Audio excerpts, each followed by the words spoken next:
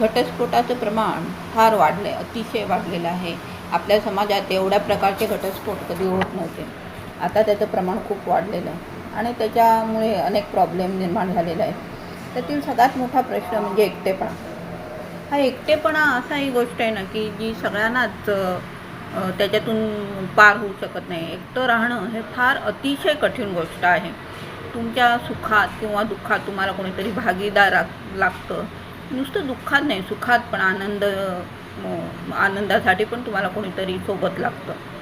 आणि दिवस तुम्हाला बोलायला कोणी नसतं, तुमचा आनंद शेअर करायला कोणी नसतं, दुःखात कोणी तुम्हाला साथ देत नाही. अशी वेळ आली तर मग फार कठीण असतं.